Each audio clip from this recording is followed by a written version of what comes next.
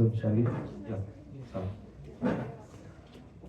प्रयास करो प्रयास करो, जब तक है सांस प्रयास करो, जब तक है आस प्रयास करो, न हारो न थको न रुको, आगे बढ़ो और जीतने का प्रयास करो। प्रयास करो प्रयास करो। नमस्कार महोदय, टीम प्रयास आप सभी का क्वालिटी कंपटीशन में स्वागत करती है। We are one of the leading engineering manufacturing कंपनियां। हमारी company IATF and ISO certified है।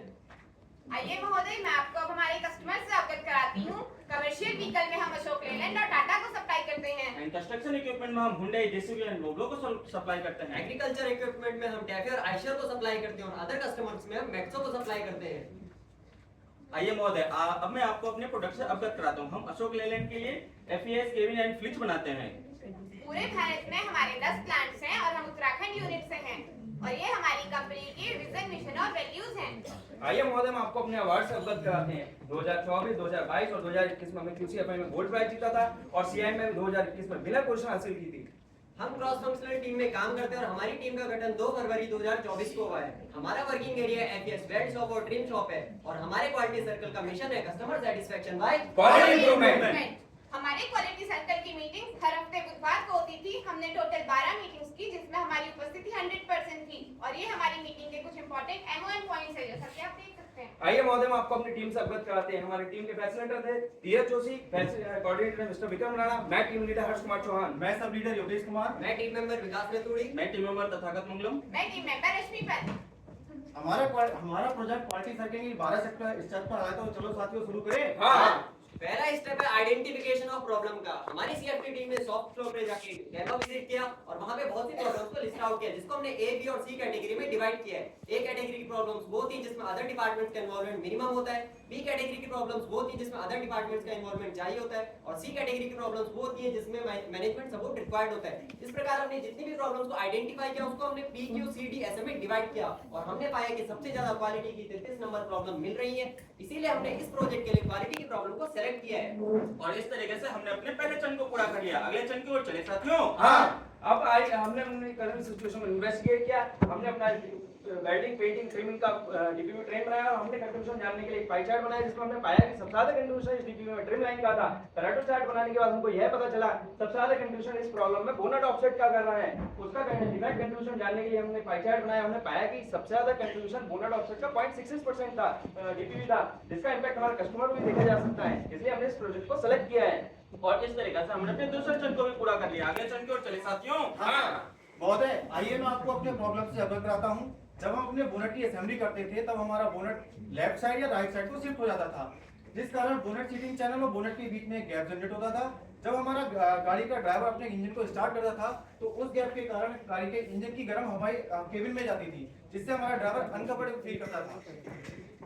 अपने प्रॉब्लम को डिफाइन करने के लिए हमने 5W मेथोडोलॉजी का उपयोग किया। तो हमारी समस्या क्या आ रही थी? हमारी समस्या थी बोनेट ऑफसेट। बोनेट ऑफसेट होता है जब हमारे बोनेट और सीटिंग कवर के सीटिंग चैनल के बीच में गैप आ जाता है। और ऐसा कब हो रहा था? बोनेट असेंबली बैक स्टेशन में ऐसा हो रहा था। ऐसा कहाँ हो रहा था? बोनेट असेंबली फिक्सचर में ऐसा हो रहा था। और ऐसा क्यों हो रहा था? क्योंकि हमारा बोनेट सीटिंग चैनल के साथ प्रॉपर्ली प्लेस नहीं था। और ऐसा कौन कर रहा था? Trim line operator. और अपने इस इशू को समझने के लिए हमने SQCDM मेथोडोलॉजी का भी इस्तेमाल किया जो कि आप देख सकते हैं।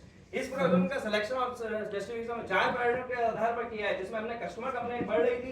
हमारा एवरेज टाइम 18 मिनट हो गया था जिससे हमारी रिवर 4.2 लाख पर एनुअल हो गई थी और हमारा इन हाउस का रिवर परसेंटेज 67 हो गया था। हमने अपनी गोल एंड ऑब्जेक्टिव सेटिंग के लिए 5W1H मेथोडोलॉजी का यूज किया है जिसमें हमने अपना टारगेट सेलेक्ट किया है कि हम कस्टमर कंप्लेंट को घटाकर 0 करेंगे और अपना बोनट ऑफसेट का DPP 0.66 घटाकर 0 करने का लक्ष्य लिया है। हमने अपने प्रोजेक्ट करने के लिए अपने एक एक्टिविटी चार्ट बनाया जिसके 2 प्रक्रियाएं हमने ऑलरेडी कंप्लीट कर चुके हैं और इस तरीके से हमने अपने तीसरे चरण को भी पूरा कर लिया था। अगले चरण की ओर चले साथियों। हाँ।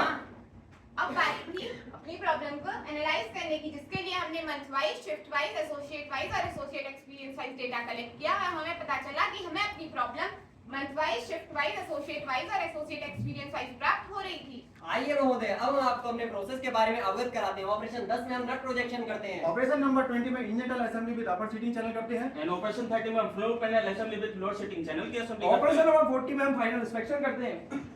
ऑपरेशन नंबर 50 में हम इंस्पेक्शन करते हैं। ऑपरेशन 60 में हम सीट ट्रीटमेंट करते हैं। ऑपरेशन नंबर 70 में हम पेंटिंग करते हैं। एंड ऑपरेशन 80 में हम बोनेट की असेंबली करते हैं। ऑपरेशन नंबर 90 में हम ट्रिम करते हैं। ऑपरेशन नंबर 100 में हम फाइनल इंस्पेक्शन करते हैं और फाइनली हम अपने प्रोडक्ट को डिस्पैच करते हैं। इस प्रकार हमने पाया कि ऑपरेशन 10 और 20 हमारा ट्रेंच स्टेज है और ऑपरेशन नंबर 90 हमारा डिटेक्शन स्टेज है। और इस तरीके से हमने अपने चौथे चरण को भी पूरा कर लिया था। अगले चरण की ओर चले साथियों। हाँ। और इस प्रोजेक्ट को करने के दौरान हमारी टीम ने बहुत से ब्रेनस्टॉर्मिंग और मीटिंग सेशन भी किए हैं, जो कि आप देख सकते हैं। इस प्रोजेक्ट को करने के दौरान हमने अपनी सेफ्टी टीम के साथ सॉफ्टवेयर पर गैम्बा विजिट किया और अपने सारे एसोसिएट को अपने प्रोजेक्ट के बारे में अवगत कराया और उनकी सारी समस्याओं को सुनकर गाइडेंस के माध्यम से सॉल्व किया था, जो कि इस प्रकार से थी। और अब बारी थी प्रोबेबल कॉजेज को आइडेंटिफाई करने की। हमारी सीएफटी टीम ने बहुत से प्रोबेबल कॉजेज को आइडेंटिफाई किया और उसको फिशबोन के माध्यम से मैन, मशीन, मटेरियल और मेथड में कैटेगराइज किया है। और इस तरीके से हमने अपने पांचवें चरण को भी पूरा कर लिया। अगले चरण की ओर चले साथियों। हाँ। अब हमने अपने सारे प्रोबेबल कॉज पा लिए थे, बारी थी उनको वैलिडेशन करने की। हमने अपने सारे हमने पहला वैलिडेशन किया बोनट बिडिंग का ऑफसेट होना।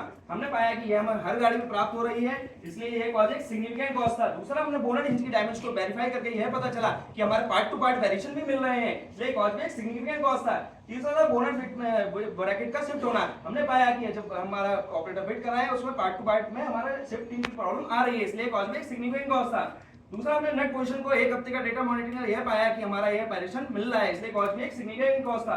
उसी प्रकार हमने सारे कॉजेस को वैलिडेट कर उनको पाया कि सारे कॉजेस इनसिग्निफिकेंट कॉज थे। हमने सारे कॉजेस फाइंड आउट कर लिए थे। अब बारी थी वाई एनालिसिस करने की। तो हमारी पहली समस्या क्या आ रही थी? हमारी समस्या आ रही थी बोनेट एज हमारे रबर वेडिंग के साथ फॉल कर रहा था, ऐसा क्यों हो रहा था? क्योंकि हमारी बोनेट वेडिंग हमारे अपर सीटिंग चैनल में प्रॉपर रेस्ट नहीं कर रही थी। ऐसा क्यों हो रहा था? क्योंकि हमारे अपर सीटिंग चैनल का वेट 25 mm के जगह पे 20 से 23 mm आ रहे थे। और ऐसा क्यों आ रहा था? क्योंकि अपर सीटिंग चैनल का गाइडिंग ब्लॉक हमारा 23 mm आ रही थी। यही हमारा रूट कॉज था? हाँ, यही हमारा रूट कॉज है। हमारी अगली समस्या क्या आ रही थी? बोनेट इंच नॉट ओके आ रहा था। ऐसा क्यों हो रहा था? क्योंकि बोनेट इंच का डायमेंशन 40 mm के अगेंस्ट में 38 mm आ रहा था। ऐसा क्यों हो रहा था? क्योंकि पार्ट रेडियस R9 की जगह R12 मिल रहा था। ऐसा क्यों मिल रहा था? क्योंकि हमारा टूल रेडियस वॉर्न आउट हो जा रहा था। ऐसा क्यों हो जा क्योंकि रहा था? हमारा टूल लाइफ और उसका पीएम प्लान इफेक्टिव नहीं था। क्या यही हमारा रूट कॉज हाँ, है? यही हमारा रूट कॉज है। हमारी अगली समस्या क्या आ रही थी? प्रोजेक्शन वेल्डिंग के दौरान हमारे वेल्डेड ऑफसेट हो जा रहे थे, ऐसा क्यों हो रहा था? क्योंकि पिन हमारी केवल नट को गाइड कर रही थी प्रोजेक्शन वेल्डिंग में। ऐसा क्यों हो रहा था? क्योंकि पिन का डाया हमारे पार्ट के होल डाया से अंडर साइज था। ऐसा क्यों हो रहा था? क्योंकि हमारे प्रोजेक्शन वेल्डिंग पिक्चर में कोई भी अरेंजमेंट नहीं था पार्ट को होल्ड करने के लिए। क्या यही हमारा रूट कॉज है? हाँ, हमारा यही रूट कॉज है।